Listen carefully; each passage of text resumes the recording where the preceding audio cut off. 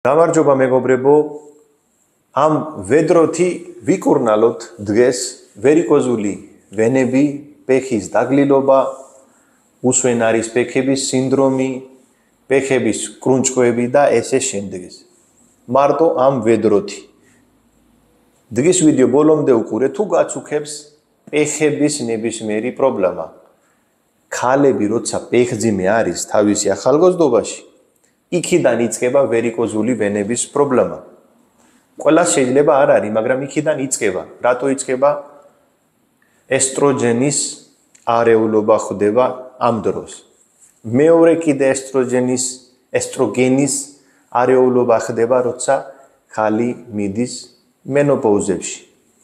მენოპაუზის მერე ესტროგენის არეულობა და ეს ერთ-ერთი დიდი პრობლემა ხდება ქალებში, ვერიკოზული ვენებში.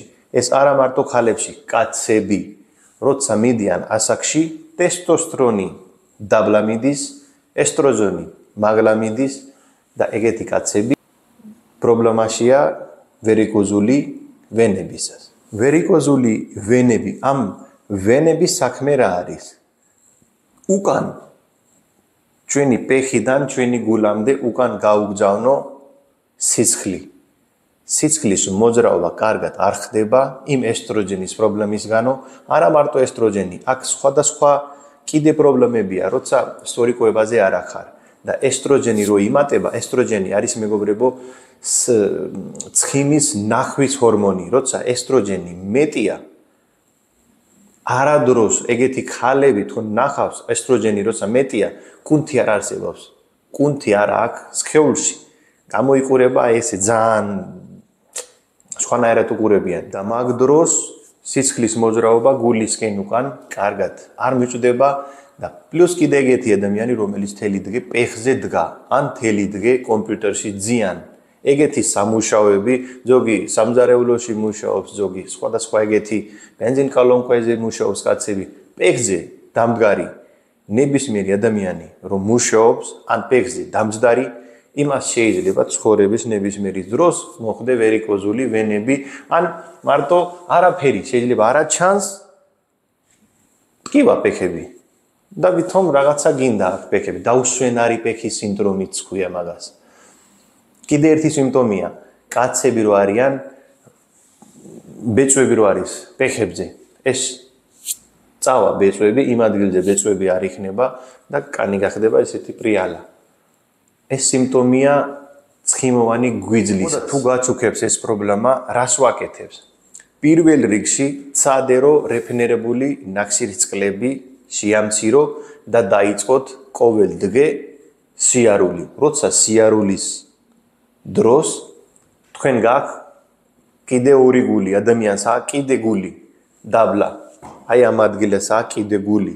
სიარულის დროს ეს მუშაობს და სიცხლის მოძრაობა ზევითკენ მიწვდება და ვერიკოზული ვენების პრობლემა ტკივილი არ იქნება, მაგრამ ცოტა დრო უნდა.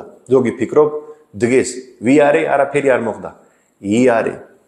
წავიდე 3-4 თვე, იარე და სიცხლის მოძრაობა არა მარტო იქ საერთოდ წონაშიც დაიკლები და სხვანაირი გახდე. მეორე, სამსახურიდან რომ მოდიხარ, ან ძილის წინ ყოველ დღე 10-15 ტუთი ფეხები ძევით.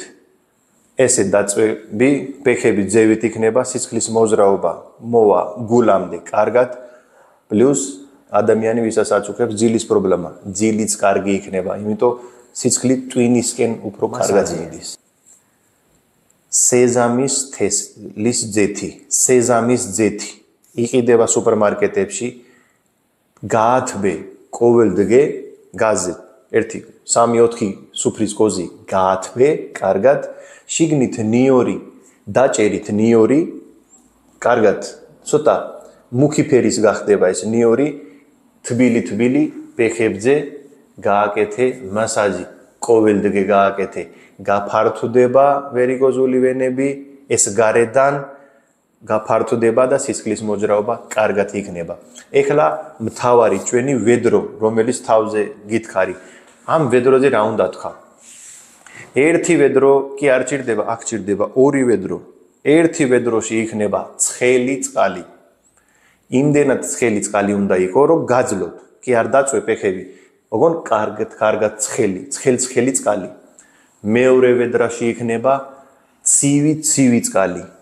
კარგი ცივი წყალი, მაგრამ იმდენად ცივიც არ უნდა იყოს, რომ არ შეგეძლოთ. ცივი წყალი.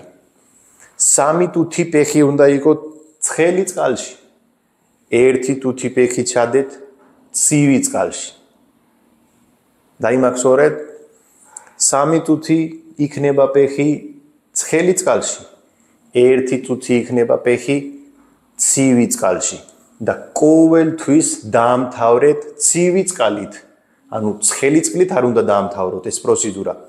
ცივი წყალი 1 ტუთი რომ მორჩება იმ ვედროში, ამოიგეთ, გასუფთავე ფეხი და ისე დაიძინებთ, რომ არადროს არ დაგეძინება ესეთი. კარგი ძილი იქნება და ვერიკოზული ვენების ტკივილი და პრობლემა ამ ადვილი პროცედურით შეიძლება იმკურნალოთ. თუ მოგეწონა ინფორმაცია, აუცილებლად გააზიარეთ ყველა მეგობარში, ბევრი ადამიანი შეხვდება ვერიკოზული ვენებზე რა უნდა ხნა. ქუჩაზე მეკითხებიან უცბად. აგერ თლიანი ვიდეო გააზიარე ყველა მეგობარში, გამოიწერე აუცილებლად არხი, სულიკავი, ჯამთელი და ბედნიერი.